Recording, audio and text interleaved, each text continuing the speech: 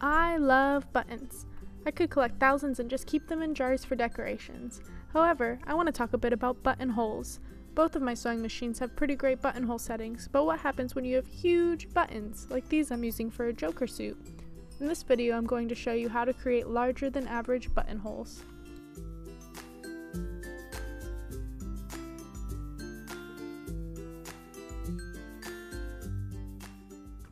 For materials, you will need buttons, your fabric or project that requires those buttons, matching or contrasting thread, your favorite fabric marker or chalk, and some apparel interfacing or stabilizer.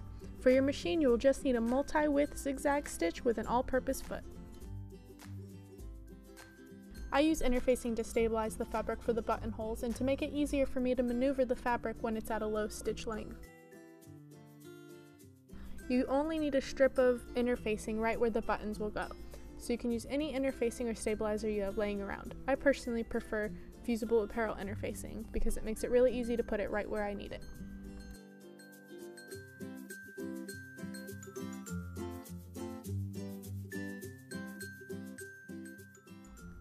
I recommend adding any scrap interfacing to a scrap piece of fabric to test out your stitch width and length before making your official buttonholes.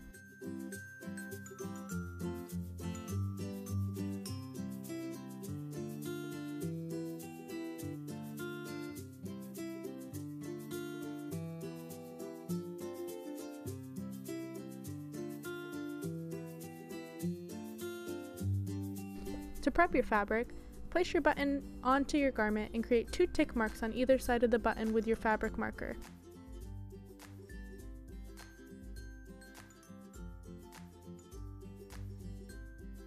Use a straight edge to draw a line from one mark to the other.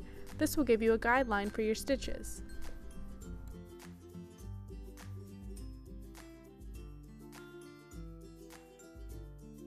First, I want to show you the buttonhole my machine can make at its largest setting.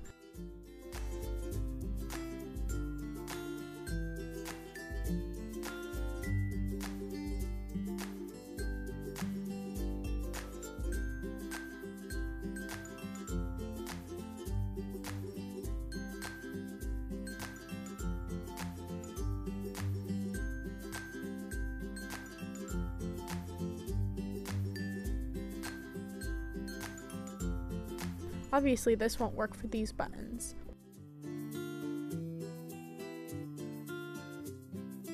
Before I stitch the final buttonhole, I'm just testing out the width and length for my zigzag stitch on this machine.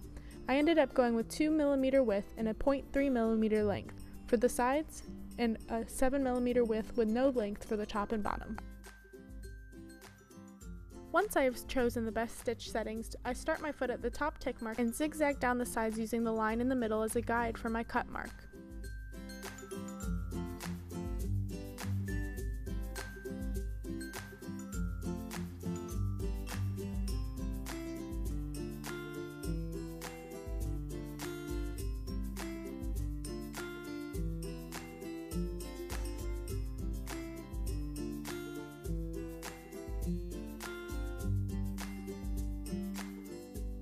Without cutting my thread, I turn it around and move it over slightly to go down the other side.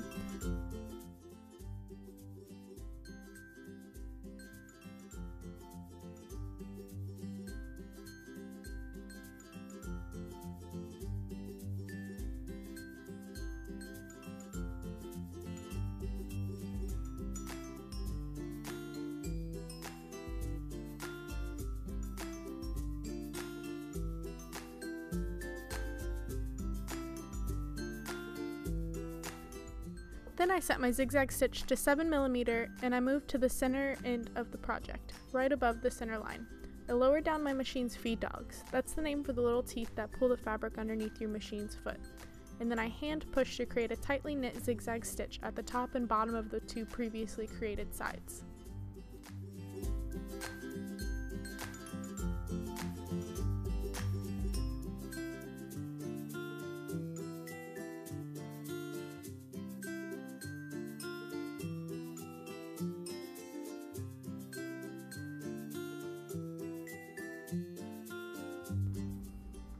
Now that you have your buttonhole stitched, you can clean up any of your fabric marks. Before I cut, I put 2 pins on each end to prevent cutting through.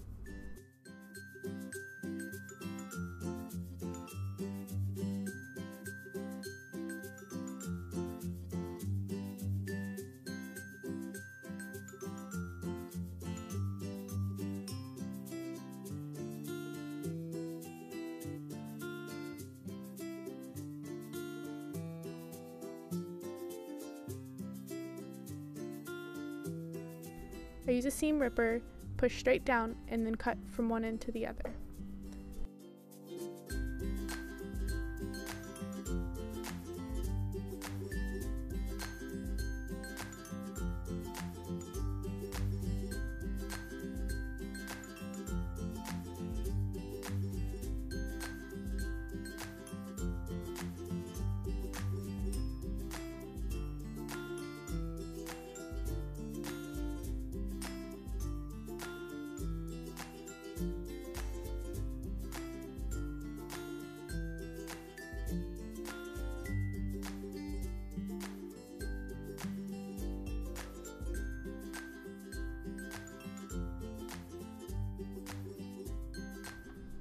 For your official project, I really recommend using a little fray check on your stitch.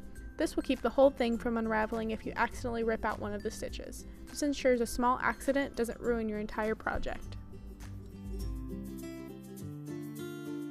If you'd like more tutorials like this, please be sure to click the subscribe button below. Thanks for watching!